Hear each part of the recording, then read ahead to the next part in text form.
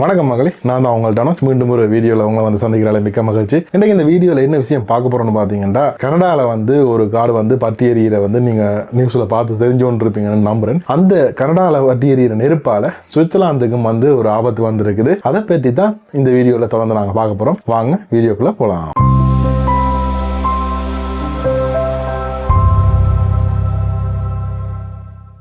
அதாவது மக்களே, ஒரு 2 நாட்களாக வந்து பார்த்தீங்கன்னா வானம் வந்து ஒரு மேகமூட்டம் மாதிரி ஒரு புகைத்தன்மையாக வந்து காணப்பட்டிருக்கும். அதுக்கு காரணம் என்னென்னு பார்த்தீங்கன்னா, கனடாவில் எரிகிற நெருப்பு தான் வந்து காரணம். அதுவும் வந்து சுவிட்சர்லாந்துலேயும் வந்து மிகப்பெரிய ஒரு ஆபத்தை ஏற்படுத்தி இருக்குது. என்ன ஆபத்துன்னு பார்த்தீங்கன்னா, மிக உயர்ந்த இடங்களில் வந்து அது ஒரு பனி படர்ந்த மாதிரி அந்த புகையில் இருக்கிற அந்த ஃபைன் டஸ்ட்னு சொல்லுவாங்க, சின்ன துகளாக இருக்கிற அந்த டஸ்ட் வந்து கூடுதலாக வந்து சுவிட்சர்லாந்தில் படிஞ்சிருக்கிறதாகவும், இதனால வந்து சிலருக்கு வந்து சில பிரச்சனைகள் வந்திருக்கு. அதாவது நீங்கள் எதிர்நோக்கி இருப்பீங்க, கடந்த 2 நாட்களில் வந்து சின்னதாக ஒரு தடிமன் மாதிரி இருக்கலாம், அல்லது வந்து ஒரு நெஞ்செரிச்சல் மாதிரி இருக்கலாம், மற்றது வந்து சில அலர்ஜி இருக்கிறார்களுக்கு வந்து கொஞ்சம் கூடுதல் அலர்ஜி இருக்கிற மாதிரி ஃபீல் பண்ணியிருக்கலாம். இதற்கு எல்லாம் வந்து காரணம் வந்து இந்த கனடால இருந்து காடு எரிகிறதால வந்து உருவாகி வெளிநாடுகள் நோக்கி பயணிச்ச இந்த டஸ்ட் காரணம் தான் மெயின் காரணமாக இருக்குது. ஸோ இந்த டஸ்டால வந்து இப்போ சுவிட்சர்லாந்து வந்து சில பிரச்சனை இருக்கு. பட் இந்த ஃபைன் டஸ்ட் வந்து என்ன செய்யுதுன்னு பார்த்தீங்கன்னா, சுவிட்சர்லாந்தில் வந்து முதல் வந்து மேகமூட்டங்களுக்கு மேலே இருந்ததாகவும், அதாவது வந்து நல்ல உயரத்தில் வந்து மேகங்களுக்கு அப்பால் இருந்ததாகவும்,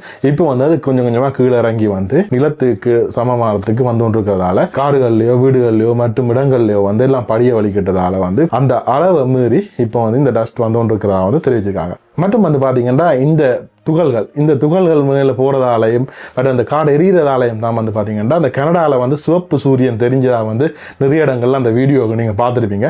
அதே மாதிரி சுவிட்சர்லாந்துலேயும் வந்து அந்த சிவப்பு சூரியன் தெரியறதுக்கு சான்ஸ் இருக்கின்ற மாதிரியும் சொல்லியிருக்காங்க. ஏன்னு பார்த்தீங்கன்னா இதால் வந்து எங்களுக்கு வந்து பார்க்குற திறன் வந்து கொஞ்சம் குறைவாக இருக்கும். அதே நேரத்தில் வந்து ஒரு நெஞ்செறிவு தன்மையோடு இருக்கிற ஒரு வருத்தம் மாதிரி ஃபீல் ஆவீங்க.